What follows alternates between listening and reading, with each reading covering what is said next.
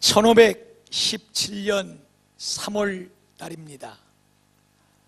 요한 대젤이라고 하는 신부 한 사람이 교황의 휘장을 앞세우고 독일 한 지역에 나타나서 면죄부를 파는 연설을 합니다. 그런데 이 사람이 얼마나 유창하게 이 연설을 잘하는지 그 연설을 듣는 사람들은 모두가 다 그 사람의 연설 속에 푹 빠져서 면죄부를 사지 않고서는 안 될 지경이었습니다.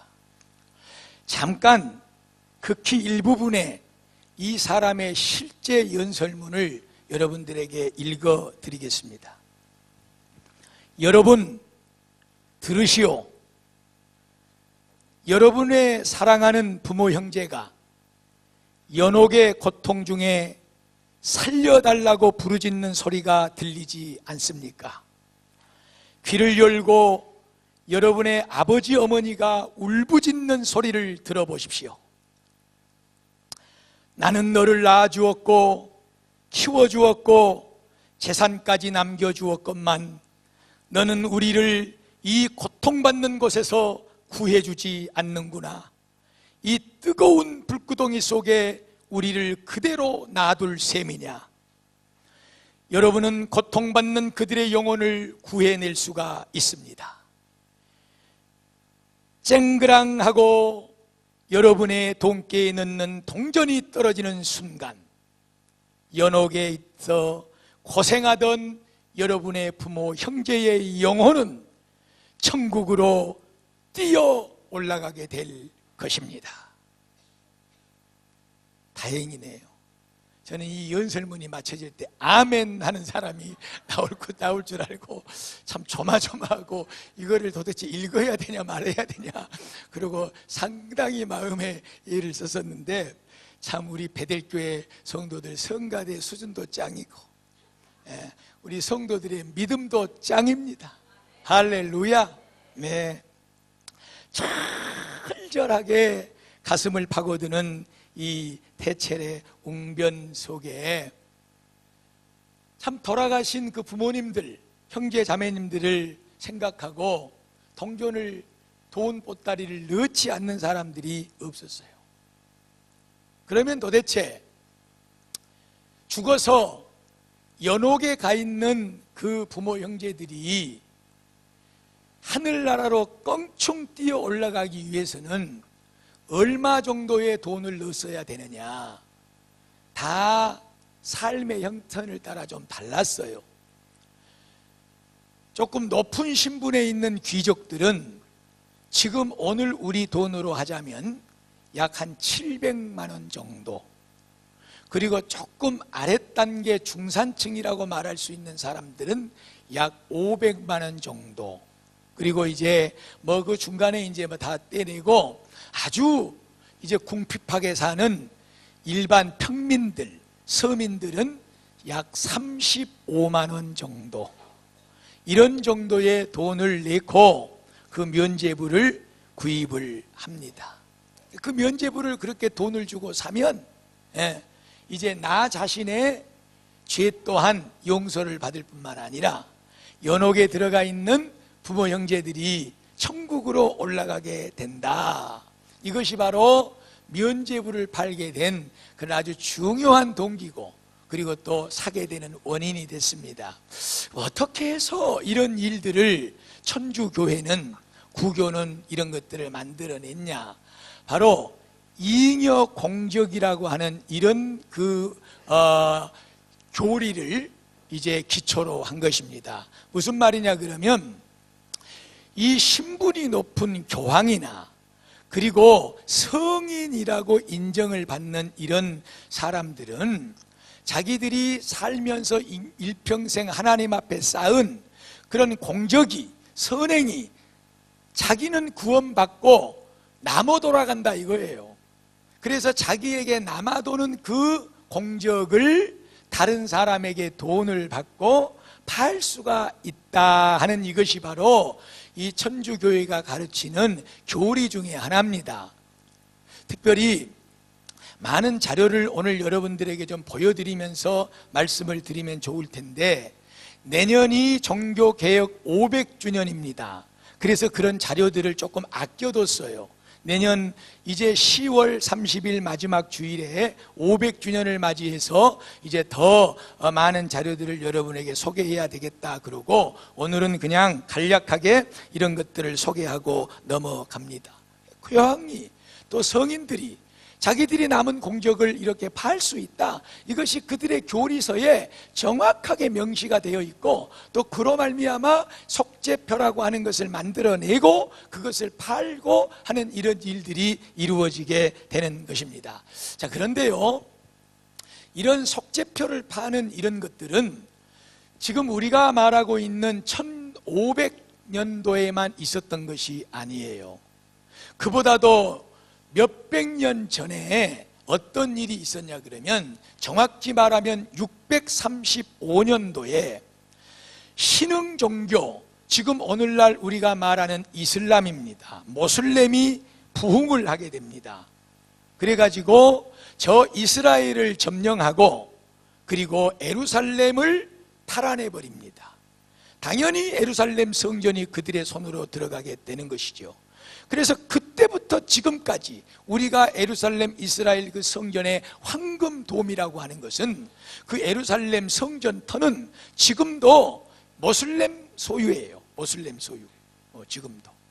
그리고 당시에 동로마 제국에 속해 있었던 지금의 터키 땅, 이 모든 것들을 모슬렘이 전부 다 이제 탈환을 해버립니다. 그러니까 로마 제국이 이제 기독교를 받아들인 이후에 이 이스라엘에 있는 성지를 찾아가서 순례를 하고 싶어도 갈 수가 없는 거예요. 전부 다 막아버리고 있거든요. 예루살렘도, 그리고 터키도, 육로도, 또 배를 타고 오는 거 다 막고 있습니다. 그래서 1095년도에 교황 우르반 2세라고 하는 사람이 전쟁을 일으키게 됩니다. 다시 성지를 차지하고 그리고 빼앗겼던 영토를 다시 회복해야 되겠다. 그리고 군사들을 모아서 일으켰던 전쟁이 바로 십자군 전쟁입니다. 이 십자군 전쟁은 무려 1270년도까지 약 200년 정도 8차례에 걸쳐서 기나긴 전쟁으로 이어지게 됩니다. 그럴 때 군사들이 필요하겠잖아요. 전쟁은 계속해서 이어져야 되고, 이제 많은 사람들이 군대에 나가서 실패하고 전쟁에 지기 때문에 죽어나가고, 그래서 군사를 모으는 목적 중에 하나가 뭐였냐 그러면 바로 이 속죄표를 파는 거였어요. 군대에 들어오는 사람들은 모든 죄를 용서받게 될 뿐만 아니라 그들의 그런 헌신과 충성을 인하여서 과거에 죽었던 부모 형제의 죄까지도 다 탕감을 하게 되고, 그 연옥에 있던 영혼들은 천국으로 튀어 올라가게 될 것이다.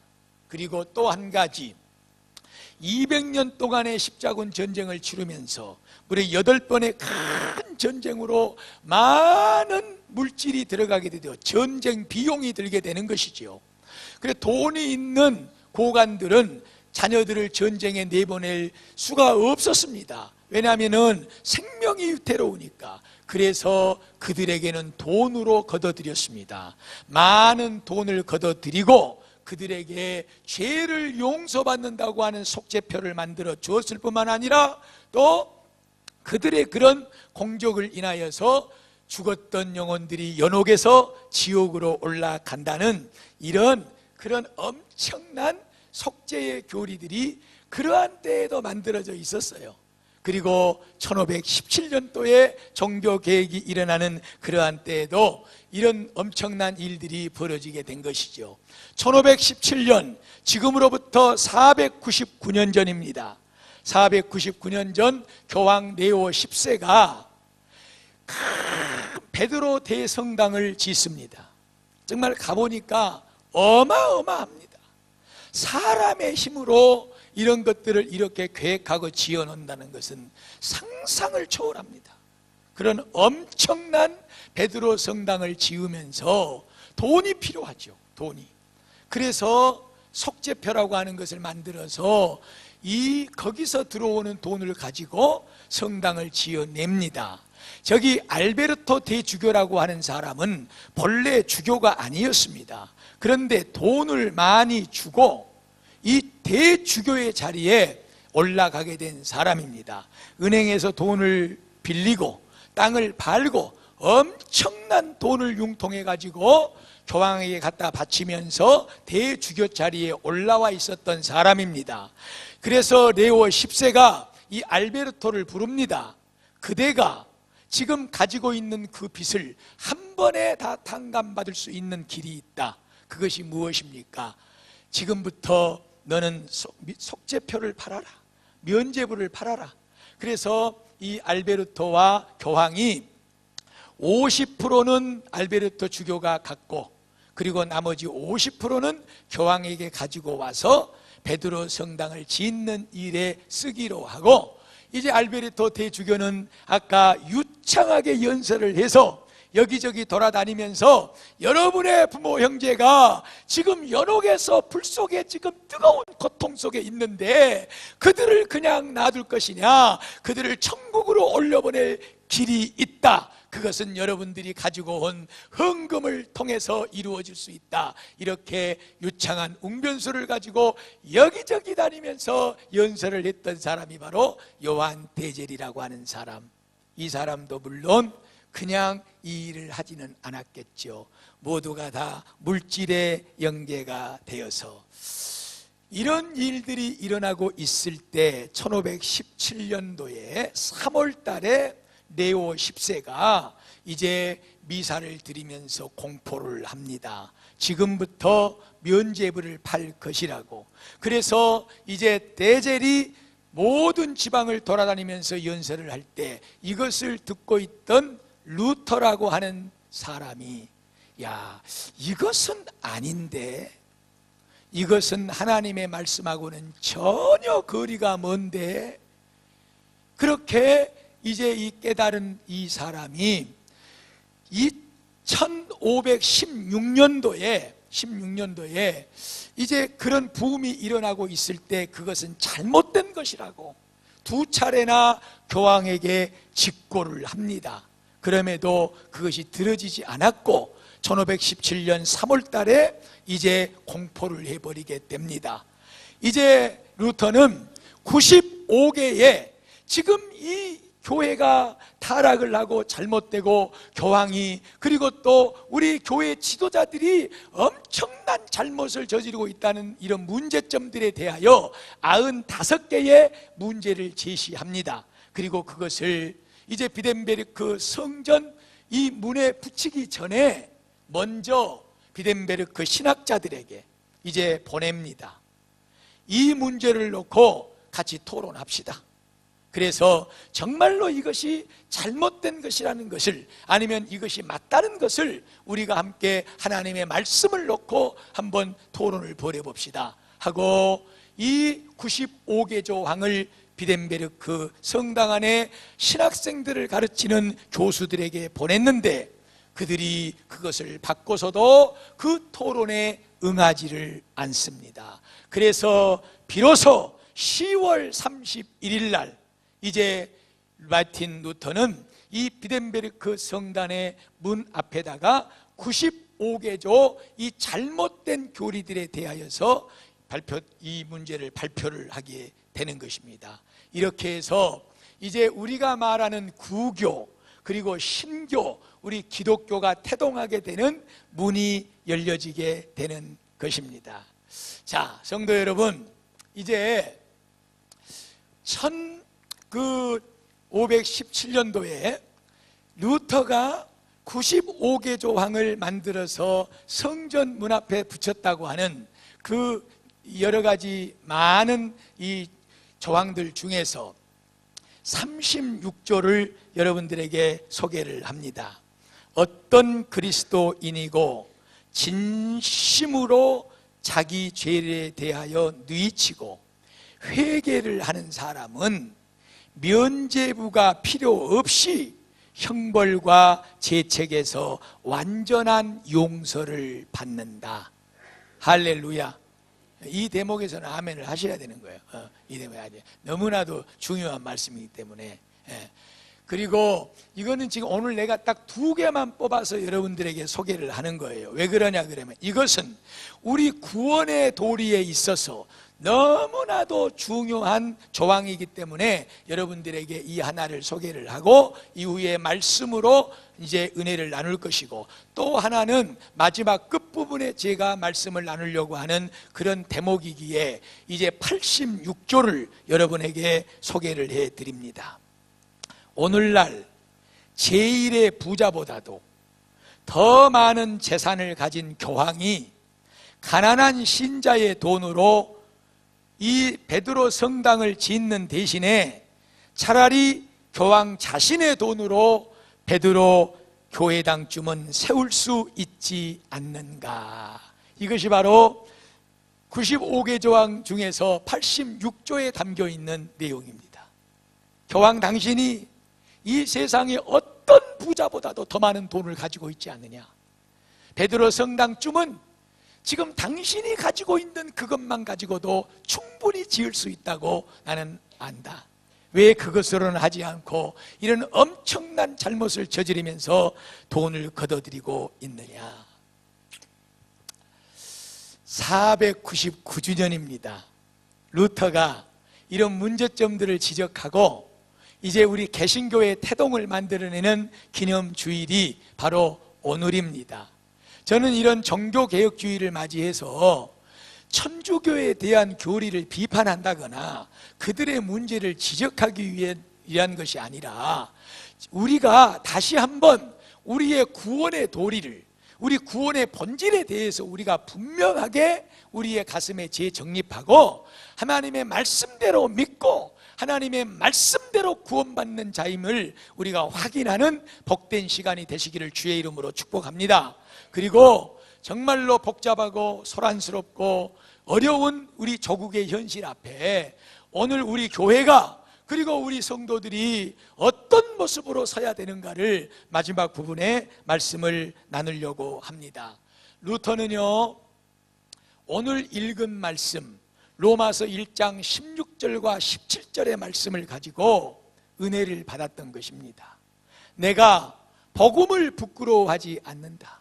이 복음은 모든 믿는 자들에게 구원을 주시는 하나님의 능력이 되기 때문이다. 할렐루야. 이 구원의 은혜는 먼저는 유대인들에게고 그리고 그 다음에게는 이방인, 헬라인, 이방인 모두에게 미치는 하나님의 은혜로다. 할렐루야. 복음에는 하나님의 은혜가 나타나서 믿음으로 믿음에 이르게 하나니 하박국에 기록된 바 오직 의인은 믿음으로 말미암아 살리라 함과 같으니라. 할렐루야. 이 말씀이 마르틴 루터의 가슴 속에 불붙기 시작한 거예요. 돈을 주고 아니면 어떤 행적을 통해서 어떤 잘한 행동을 일하여서 하나님 앞에 죄 용서받고 구원받아 천국 가는 것이 아니라 오직 예수 그리스도 십자가에 나의 죄를 위하여 피 흘려 죽으시고 내 죄를 다 씻어주시고 하나님의 자녀로 다시 태어나게 만들고 저 영원한 천국의 백성이 되게 하신 예수 그리스도의 십자가의 복음만이 우리를 구원해 주실 줄로 믿습니다. 이것을 루터는 가슴속에 부여잡고 아니다, 그렇게 구원받는 것 아니다, 그렇게 천국 가는 것 아니다, 오직 한 가지, 내 죄를 위해 십자가에 피 흘려 죽으신 예수 그리스도를 믿는 믿음으로 의인이 되는 것이고 성도들은 그것으로 천국 가는 그날까지 사는 것이니라. 할렐루야. 복음은 모든 믿는 자들에게 하나님의 구원을 주시는 능력이 되는 줄로 믿습니다. 그러므로 고린도전서 1장 18절에 바울은 계속해서 말하기를 이 십자가의 도는 예수 그리스도가 나의 죄를 위해 십자가에서 모든 죄를 용서하고 죽으셨다는 이 십자가의 도는 믿지 않는 자들에게는 어리석게 들리는 것이지만은 그러나 믿는 우리에게는 구원을 받는 천국으로 가는 하나님의 은혜로다, 하나님의 능력이로다. 할렐루야. 우리 베델교회 성도들은 이것을 믿는 믿음의 사람들인 줄로 믿습니다. 우리가 하나님 앞에 잘 살면 얼마나 잘 살고, 우리가 하나님 앞에 공적을 드리면 얼마나 공적을 드릴 수가 있겠습니까? 우리는 여전히 죄인일 뿐만 아니라 우리의 행위로는 우리가 지은 죄의 값을 갚을 수 있는 길이 없습니다. 그러므로 하나님께서는 당신의 아들 독생자 예수를 이 땅에 보내셔서 그런 나를 위해 십자가에 피 흘려 죽게 하심을 믿습니다. 오직 이 믿음으로 우리는 천국 가는 줄로 믿습니다. 로마서 3장 23절부터 나오는 말씀을 우리가 잘 알고 있지 않습니까? 모든 사람이 죄를 범하였음에 하나님의 영광에 이르지 못하더니 하나님 앞에 갈 수 없으니, 천국 갈 수 없으니 오직 그리스도 예수의 그 십자가의 속량, 구속해 주신 그 은혜, 하나님의 그 크신 은혜를 힘입어 우리는 의롭다 하심을 입고 구원받은 천국의 백성이 된 줄로 믿습니다. 할렐루야. 갈라디아서 2장 16절을 다 같이 읽습니다. 시작. 사람이 의롭게 되는 것은 율법의 행위로 말미암음이 아니요 오직 예수 그리스도를 믿음으로 말미암는 줄 알므로 우리도 그리스도 예수를 믿나니 이는 우리가 율법의 행위로서가 아니고 그리스도를 믿음으로써 의롭다함을, 율법의 행위로서는 의롭다함을 얻을 육체가 없느니라. 우리의 공격으로는, 우리의 행위로는 아무리 수백억 수천억을 갖다가 우리가 하나님 앞에 드린다고 해도 그것으로는 우리가 지은 죽을 죄를 씻을 수가 없고 해결할 길이 없느니라. 오직 내 죄를 위해 십자가에 피 흘려 죽으신 예수 그리스도를 믿는 믿음으로 우리는 천국의 백성이 된 줄로 믿습니다. 다른 복음은 없습니다, 여러분. 다른 복음은 없느니라. 다만 어떤 사람들이 너희를 미혹하고 그리스도 예수의 복음을 변질시키려고 이런 것 저런 것을 만들어가지고 지금 너희들 앞에 그렇게 갖다가 대는 것이니라. 다른 복음은 없습니다. 사랑하는 베델교회 성도들이여, 오직 예수입니다. 우리나 바울 자신을 얘기하는 거예요. 혹은 하늘로부터 온 천사라도 우리를 위해 십자가에 피 흘려 죽으신 예수밖에 다른 것을 말하는 어떤 그 다른 복음은 다 저주를 받을 것이니라. 천사도 아니에요, 위대한 바울도 아니에요. 누가 뭐라고 그래도 오직 하나님의 말씀, 예수 그리스도 십자가의 피로 우리는 죄 용서받고 그를 믿는 자는 하나님의 자녀가 되었고 영원한 천국의 백성이 된 줄로 믿습니다. 할렐루야. 그래서 바울은 또 계속해서 사도행전에는 이런 말씀을 하고 있죠. 다른 이로서는 구원을 얻을 수가 있다 없다? 없다. 천하에 사람 중에 구원받을 다른 이름을 준 적이 있다고요, 없다고요? 우리에게 주신 적이 없느니라. 오직 예수입니다. 그래서 주님께서는 요한복음 14장 6절에 나는 곧 길이요 진리요 생명이니 나를 맘리함지 않고는 하나님 아버지께로 갈 자가 없느니라. 천국 갈 수가 없느니라. 오직 예수로 우리는 구원받고 하나님의 나라에 가는 하나님의 백성이 된 줄로 믿습니다. 성도 여러분, 499주년 루터가 종교개혁을 일으킨 기념주일이 바로 오늘입니다. 루터는 본래 천주교의 많은 교리들을 그대로 받아들인 사람입니다. 루터는 연옥설도 믿은 사람입니다. 그러나 그가 딱 한 가지, 구원이라고 하는 것, 천국 가는 것은 돈으로 사는 것도 아니고 의로운 삶으로 가는 것도 아니고 오직 예수를 믿는 것으로 간다는 것입니다. 저와 여러분은 그 예수를 믿는 이 세상의 가장 복된 사람들인 줄로 믿습니다. 저는 자주 우리 성도들에게 이런 말씀을 드렸습니다. 이 자리에 앉아 계신 여러분들이 한평생 세상을 살아가면서 정말로 잘한 일 중에 최고로 잘한 일 중에 한 가지는 예수 믿는 일인 줄로 믿습니다. 예수 그리스도를 나의 구주로 믿으시고 하나님의 자녀됨을 확신하십시오.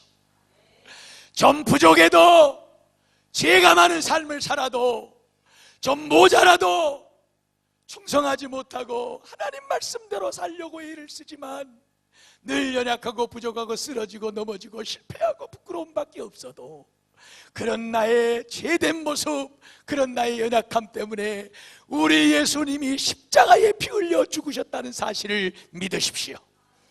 이 믿음을 붙잡는 자는 하나님 아버지께서 아무리 부족해도 연약해도 우리를 그 십자가의 피의 은혜로 받아주실 줄로 믿습니다.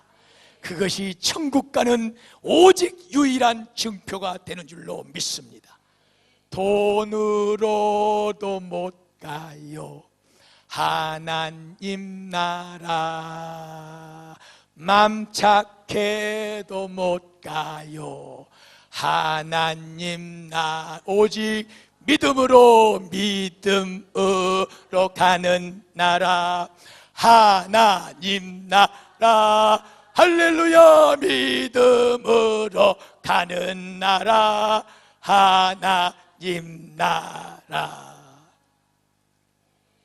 이 예수로 끝까지 하나님의 나라, 천국의 백성의 삶을 복되게 살아가시기를 주의 이름으로 축복합니다. 그리고 하나만 더 이제 여러분에게 좀 말씀을 드리려고 그러는 것은 지금 오늘의 우리 기독교의 현실입니다. 사실 우리 한국에는 우리 기독교, 그리고 천주교, 그리고 불교, 그리고 이제 저 외국에서 들어온 모슬렘 이 교가 또 많이 지금 부흥을 하고 있습니다.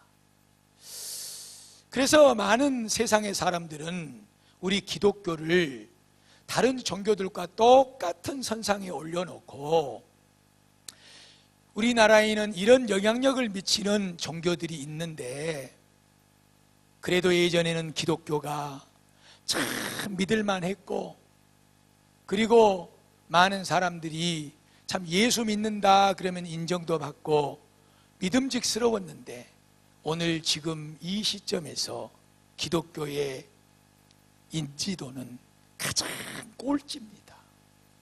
많은 사람들이 우리 기독교회를 외면하고 있습니다. 잠깐 제 페이스북에 올라온 이 종교개혁주의를 맞이해서 여러 사람들이 말해놓고 있는 그런 그 인터넷상에 이제 올라온 몇 개의 글을 여러분들에게 소개를 하려고 그럽니다. 구교의 타락을 극복하기 위해 마르틴 루터가 종교개혁을 일으켜 개신교를 만든 지 500년이다. 지금은 개신교의 부패와 타락으로 구교 가톨릭으로 신자들이 탈출이 이어지고 있다. 세계 최고의 아이러니다. 하나를 더 소개합니다. 마르틴 루터가 종교개혁을 한 것은 결과적으로 큰 실수였다. 왜냐하면 그 시대에는 세상에 교황이 한 명뿐이었는데 지금은 교회마다 교황이 자리하고 있다. 교회마다 교황이 있다.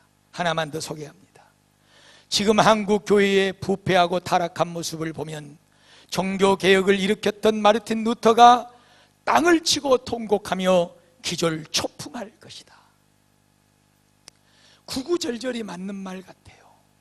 목사들의 타락, 교회의 부패, 성도들의 믿음으로 바로 서지 못함, 이런 것들이 세상에는 그대로 나타나게 되고 우리 기독교회는 세상 사람들이 말하는 대로 종교에서 가장 인지도가 꼴찌고 많은 사람들이 교회를 등지고 떠나가는 그런 참 가슴 아픈 현실에 우리는 부딪혀 있습니다. 역사 속에 우리 교회는 그렇지 않았습니다, 여러분. 우리 교회의 힘은요, 조국이 어려운 순간마다 지팡이가 됐습니다. 수렁에 빠질 때마다 이 조국을 건져 올리는 그런 선전자 역할을 했습니다. 조국의 아픔 속에 위로가 되었고, 갈바를 눌러 헤매고 있을 때에 많은 믿음의 선진들은 이 길이 우리가 가야 할 길이라고 외치면서 앞장을 섰습니다. 그럴 때마다 조국은, 민족은 우리 믿음의 선진들, 교회의 외침을 받아들였습니다. 그러나 지금 현실은 그렇지 못합니다. 너무나도 많은 사람들이 교회를 향하여 손가락질을 하고 있는 것이고, 여러분 잘 들으셔야 됩니다. 교회를 향하여 손가락질을 한다는 것은 우리 베델교회 건물을 보고 손가락질을 한다는 것이 아니라 베델교회를 이루고 있는 이 목사를 향하여, 우리 성도들을 향하여 손가락질을 하고 있다는 사실을 아십시오. 모든 민족의 교회가 이렇게 타락을 하고 썩어지고 부패하고 가슴 아픈 일입니다. 얼마 전에 일어난 일입니다. 우리 총신대학교 총장을 하려고 어떤 한 훌륭하고 유명한 목사님이 가까운 동지, 영향력을 미치는 사람을 찾아가서 주머니에다가 뭘 하나를 집어넣고 돌아섰는데, 그 친구 목사님이 주머니에 손을 넣으면 1,000만 원짜리 수표 2장이 들어있는 거예요. 저 사람 안 된다, 이실직고를 하고 양심선언을 하고 그 자리에서 총장직에서 하야를 했습니다. 복잡합니다. 여러분, 이런 말씀을 드리고 있는 이 정도 부끄럽습니다. 이 시대를 책임지고 우리 베델교회 성도들의 신앙과 양심을 책임지고 하나님 앞에 섬겨나가는, 그러면 너는 그런 말을 할 자격이 있느냐? 없습니다.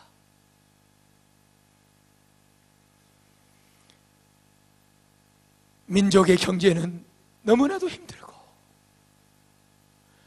문화는 썩을 대로 썩어져 가고 있습니다.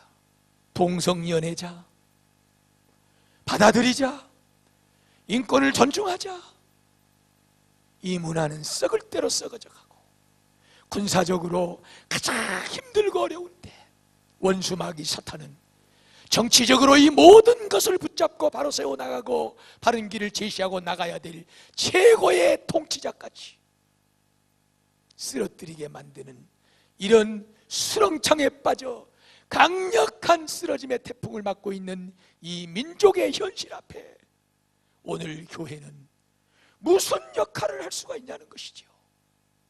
뭐라고 말할 자격이 있다는 것이죠. 여러분, 돌아서야 됩니다. 개혁돼야 됩니다. 종교개혁이, 신앙개혁이 오늘 이 조국의 현실을 보는 우리의 가슴 앞에 이루어져야 될 줄로 믿습니다.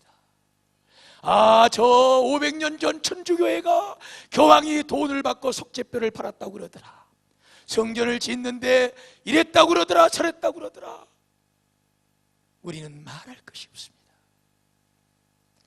오늘 이 시대, 지금의 현실 앞에서 사랑하는 우리 베델교회의 성도들만이라도, 여기 서 있는 이 목사만이라도 목사가 목사되고 성도가 성도될 때 이 시궁창까지 썩어져가는 부패하는 세상 속에 소금이 되고 칠흑같이 어두워서 어디로 가야 될지 모르고 방황하는 이 초급의 현실 앞에 저와 여러분만이라도 한 줄기의 빛이 되어 이 지역을 비추고 조국을 비춘다면 분명히 살 길은 열리게 될 줄로 믿습니다. 성도 여러분, 오직 예수입니다. 오직 믿음으로 구원받고 천국 갑니다. 우리는 그 믿음을 가슴에 부여잡고 세상에 아무리 악한 것들이 우리를 유혹하고 세상의 길로, 넓은 길로, 넓은 문으로 끌고 들어가려고 할지라도 오늘 이 믿음의 길, 주님의 십자가의 길, 복음의 길, 하나님의 말씀으로 따라 걸어가야 되는 그 순종의 길, 이 길을 끝까지 지켜 사수해 나가는 주의 복된 성도들이 되시기를 주님의 이름으로 축복을 드립니다. 종교개혁 499주년을 맞이해서, 그리고 내년에 500주년을 맞이해서 이 나라 이 민족 조국 위에 하나님의 회초리가 크게 들려져 있다고 저는 생각을 합니다. 지난 금요일 저녁에 저는 말씀했습니다. 이렇게 사탄이 멋지게 자기의 작품을 만들어내는구나. 민족, 우리 조국의 교회가 흔들리고 부패하고 타락하니까 40년 전부터 그 되지도 않는 사람, 이 혼란한 연계를 틈타서 그렇게 무슨 그런 목사니 무엇이니 하는 이런 존재를 사탄은 내세워서 최고의 통치권자를 이 유혹으로 흡수하고, 그리고 40년 동안이나 이런 지경으로 키워오더니 가장 결정적인 때 우리가 경제적으로 힘들고, 그리고 군사적으로 어렵고, 문화적으로 썩어들어가고 있는 이런 결정적인 순간에 사탄은 핵폭탄과 같은 이런 자기 자신의 작품을 터뜨려내는구나. 다른 데 이유 없습니다. 여러분, 목사가 부패하고 교회가 썩어지고 성도가 믿음의 길에 바로 서 있지 않기에 하나님께서는 이 민족에 당신의 채찍을 드시는 줄로 믿습니다. 믿음으로 우리의 자신을 개혁하고 오직 하나님의 말씀으로 돌아서서 우리의 길을 바로 가십시다. 이 은혜가 우리 교회에서부터 시작되기를 주님의 이름으로 축복을 드립니다. 기도하시겠습니다.